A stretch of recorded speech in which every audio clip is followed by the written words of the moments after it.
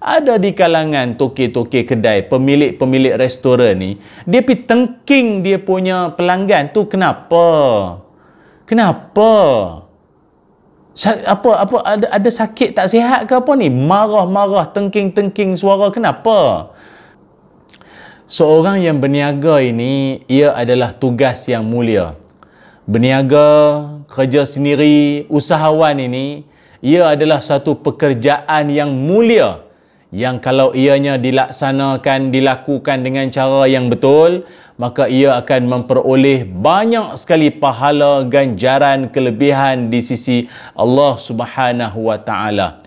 Dalam hadis Nabi Muhammad sallallahu alaihi wasallam, bagi Nabi ada menyebutkan, ma akala ahadun ta'aman qattu khairan min an ya'kula min amali yadihi wa inna nabiyullah Daud alaihi salam kana ya'kulu min amali yadihi. Nabi sallallahu alaihi wasallam bersabda, kata Nabi, tidak makan seseorang itu makanan yang lebih baik daripada hasil tangannya sendiri. Hasil tangannya sendiri, maknanya hasil usaha tangannya sendiri. Dan sesungguhnya Nabi Daud alaihi salam memakan daripada hasil tangannya sendiri. Hadis riwayat Imam Al-Bukhari. Maksud Nabi Daud alaihi salam pun makan daripada hasil tangannya sendiri adalah baginda makan hasil daripada jualan baju besi yang dihasilkan oleh baginda alaihi salam. Maknanya apa? Orang yang kerja sendiri, berusaha, usahawan ini, dia adalah merupakan satu profession yang mulia di sisi Allah Subhanahu wa taala. Kerana kalau kita tengok para nabi-nabi Allah juga, mereka di kalangan para usahawan. Termasuklah dalam hadis yang kita bacakan tadi itu adalah Nabi Daud alaihi salam, seorang usahawan, orang meniaga sendiri. Sebab itu saya sendiri kalau tengok orang-orang meniaga ni, khususnya orang Muslim kita lah yang meniaga ni, kita rasa kagum, kita rasa bangga. Apa sebab? Dia kadang-kadang tu kita tengok peniaga ni, anak dah lah ramai. Anak ramai, kecil-kecil bersusun pula tu. Dalam masa yang sama, dia boleh pula jaga solat. Kadang dia bergilir dengan isteri dia. Dia meniaga bihun sup, meniaga bakso, dia meniaga apam balik. Tapi bila masuk waktu solat, dia bergilir dengan isteri dia. Kejap dia solat dulu, lepas tu isteri dia pula solat. Dia bergilir. Maknanya, dalam usaha untuk berniaga, mencari pendapatan dan keuntungan, hak terhadap Allah Subhanahu wa taala, kewajipan terhadap Allah itu tidak dikesampingkan sama sekali. Dia tak abaikan langsung. Itu yang bagus tu.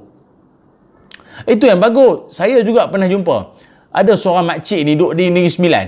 Dia meniaga lemang. Lomang panih. Meniaga lomang. Dia meniaga lemang. Tapi yang bestnya dia memang semangat bekerja ataupun berniaga tu. Rupanya matlamat cita-cita dia nak bayar zakat. Dia nak bayar zakat. Dan apa cerita makcik tu, dia kata sejak daripada dia memang semangat nak berniaga tu, bertujuan untuk nak bayar zakat, banyak orang yang datang beli lomang panih dia tu, beli lemang dia, keep the chain. Semua kebanyakannya keep the chain. Ambil lah baki tu makcik. Baki yang dia orang tinggalkan bukannya sikit-sikit, kerana baki balance lagi RM10, RM15, RM20. Ini semua kerja Allah Ta'ala. Kita kalau buat satu-satu perniagaan, bersungguh untuk niat nak bayar zakat, nak bersedekah, nak infak ke jalan Allah, perniagaan kita bagaikan diiring oleh keberkatan daripada Allah Subhanahu wa taala. Tu kelebihan. Ataupun dalam hadis yang lain, Nabi sallallahu alaihi wasallam ada menyebutkan, at-tajirul aminus saduqul muslim ma'asyuhada yaumal qiyamah. Nabi sallallahu alaihi wasallam bersabda, peniaga muslim yang jujur dan benar dibangkitkan bersama para syuhada, orang mati syahid pada hari kiamat nanti. Riwayat Ibnu Majah. Kadang kita fikirkan, besar sangat ke ataupun kemuliaan seorang peniaga yang jujur, baik hati ni, sampai dia setaraf dengan orang mati syahid. Padahal orang mati syahid ni, dia punya pengorbanan, perjuangan dia tu bukannya biasa-biasa. Bukannya senang dapat syahid tu. Nak gugur di medan peperangan, syahid, syuhada, nak bergelar syuhada ni bukan mudah. Tapi kenapa sampai boleh disetarafkan dengan peniaga yang adil, peniaga yang jujur, baik hati? Rupanya apa? Tak semua orang mampu untuk menjadi peniaga yang jujur, yang baik hati, disenangi pelanggan. Tak semua mampu. Orang meniaga ni kadang dia penat. Dia ponek. Dia ponek dah. Dia penat. Dia burn out. Dia letih. Bila dia letih, mari pelanggan banyak komen, banyak komplain, banyak apa, budak-budak kata banyak cikadak pula makcik ni, banyak itu nak komplain ni, anu tak sedap ni, pedas, cili potong tak ada apa. Jadi dia penat, dia letih melayan pelanggan-pelanggan semua dengan kadang mari hari Minggu, hari cuti kan, lagi ramai orang serbu kedai makan tu kan. Jadi dia penat. Bila dia penat, orang komplain, orang tegur, orang nasihat pun dia rasa macam itu, jangan nak bising-bising lah, aku dah penat ni. Maka dalam ketika walau dia penat, walau dia rasa dia keletihan, kelesuan menguruskan perniagaannya itu, dalam pada itu dia tetap untuk jaga, maintain, sustain emosi dia. Maka ini orang hebat. Dia seolah-olah macam berjihad juga tu. Seolah macam berjihad, berjuang kan dengan diri sendiri. Sabar, relax, cool, tenang, berhadapan dengan para pengunjung ataupun dia punya pelanggan-pelanggan dia. Cuma dalam kesempatan ni saya nak sebutkan, atau saya nak tegur sikit lah. Saya cakap ni umum. Saya tak sebut mana peniaga makan, peniaga kedai makan ke, peniaga kedai barang ke.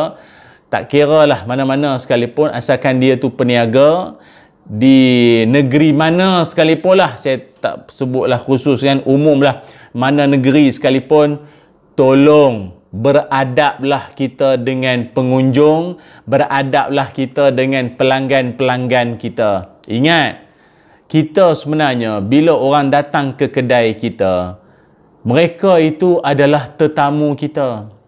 Mereka adalah tetamu kita. Bukankah dalam hadis Nabi SAW menyebutkan, salah satu daripada tanda-tanda orang itu beriman kepada Allah dan beriman pada hari kiamat adalah falyukrim dhaifahu. Falyukrim dhaifahu. Dia akan memuliakan tetamunya. Dia akan memuliakan tetamunya.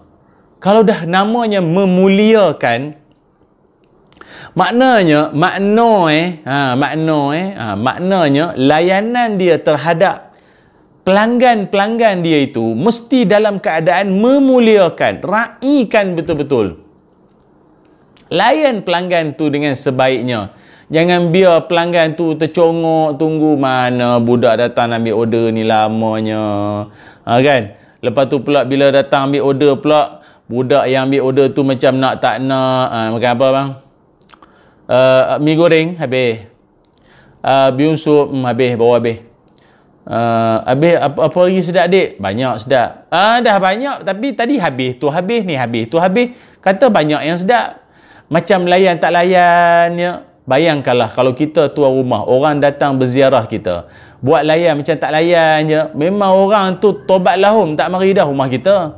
Apatah lagi lebih tak seronok bila kita dengar ada di kalangan tokek-tokek kedai, pemilik-pemilik restoran ni, dia pergi tengking dia punya pelanggan tu. Kenapa? Apa ada sakit tak sihat ke apa ni? Marah-marah, tengking-tengking suara. Kenapa? Kita kan diajar supaya bila orang datang ke kedai kita ataupun tetamu bila dia datang bersama dengan dia, alfun rahmah wa alfun barakah. Datang bersama dengan dia, 1000 rahmat, 1000 berkat. Tu sepatutnya kita kena ada rasa yang itu. Dia datang bawa rahmat, dia datang bawa berkat. Tetamu-tetamu kita ni. Jadi kita kena raikan sebaik-baiknya, elok layan, jangan tengking duk jerkah. Kenapa? Saya nak pesan satu benda lah. Bila orang-orang kita ni bersemangat untuk nak sokong produk orang Islam, produk Muslim, maka kita yang meniaga ni buktikan, tunjukkan kesungguhan kita untuk memberikan komitmen yang terbaik, servis, produk kita yang terbaik, perkhidmatan kita sebaik-baiknya kita bagi. Orang puas hati, ingat, orang pelanggan kalau dia puas hati, silat hari bulan, secara tak langsung dia boleh viralkan kedai kita. Dia masukkan dalam Facebook dia, oh ini cendol durian pulut terbaik masuk. Oh sini dekat Johor biryani dia terbaik. Sini di Kelantan ni dia punya nasi kabu dia terbaik yang kat sini. Dia ada ayam percik lagi, ada itik serati lagi. Oh ini di Terengganu ni nasi dagang dia best, teh tarik dia. Jadi orang bila share dalam Facebook, dalam Instagram, dalam grup Telegram apa, orang cari nanti, nampak tak? Secara tak langsung, orang-orang atau pelanggan-pelanggan yang datang ke kedai kita, tak langsung mereka seolah-olah jadi marketer untuk kita, pemasar untuk kita, memanjangkan lagi nama kedai kita pada orang-orang lain. Kalau turun Melaka, kedai mana ikan bakar paling sedap? Kita ada kawan yang pernah pergi ke kedai tu. Dia recommend kau pergi kedai tu.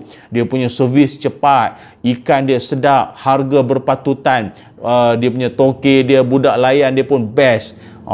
Nampak tak? Dia panjang. Dia akan memanjangkan lagi kita punya marketing kedai kita, lariskan kedai kita lagi. Ingat, jangan duk buat muka ketat, muka nak bergaduh, muka tak puas hati dengan orang.